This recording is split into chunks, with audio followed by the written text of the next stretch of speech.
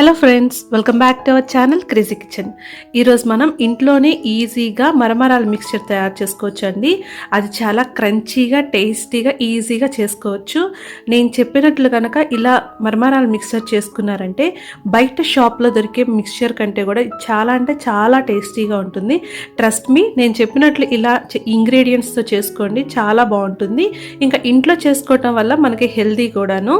మరి అది ఎలా తయారు చేసుకోవాలో చూద్దాం రండి. ముందుగా దానికి కావాల్సిన పదార్థాలు: మరమరాలు. నేను గోధుమ మరమరాలు తీసుకున్నాను. బియ్యం మరమరాలైనా గోధుమ మరమరాలైనా చేసుకోవచ్చండి.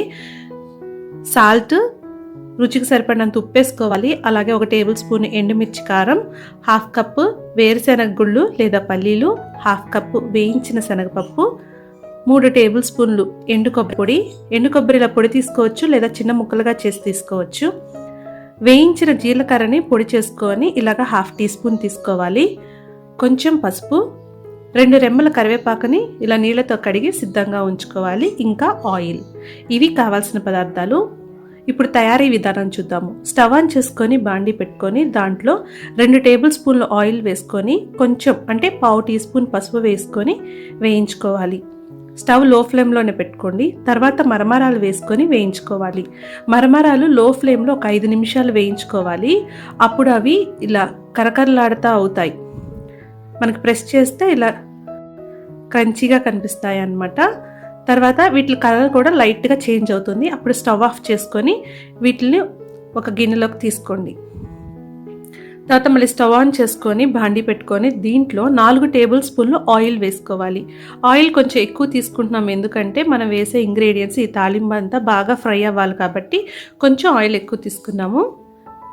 ఇప్పుడు ఈ ఆయిల్ వేడెక్కాక ఇందులో 1/2 కప్పు వేరుశెనగ గుళ్ళు వేసుకొని వేయించుకోవాలి నిదానంగా. ఇవి మంచిగా వేగాలండి. అంటే 50% వేగిన తర్వాత మనం వేరుశెనగపప్పు వేగిన తర్వాత ఇలాగ పచ్చిశనగపప్పు వేసుకోవాలి. తర్వాత కరివేపాకు వేయండి. ఇవన్నీ వేగేటప్పుడు మనకు ఆ పల్లీలు కూడా వేగుతాయి కాబట్టి అది హాఫ్ ఫ్రై అయ్యాక మిగతాయి వేసుకోవాలి.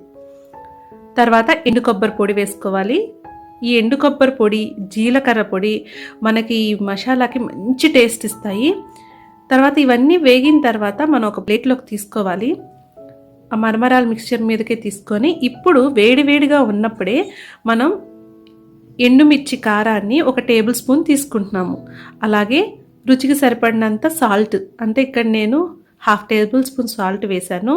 1/2 టీ స్పూన్ జీలకర్ర పొడి, ఇది మంచి అరోమా ఇస్తుంది. ఇవన్నీ వేసుకొని చక్కగా మిక్స్ చేయండి. మనకి ఇంట్లోనే మరమరాల మిక్స్చరు షాప్లో కంటే టేస్టీగా తయారవుతుంది. ఇది మీరు 8 కంటైనర్లో పెట్టారంటే 1 వీక్ వరకు కరకరలాడుతా టేస్టీగా ఉంటాయండి. మీరు కూడా చేసుకొని మీ అభిప్రాయాన్ని కామెంట్ చేయండి. ఈ వీడియో మీకు నచ్చితే లైక్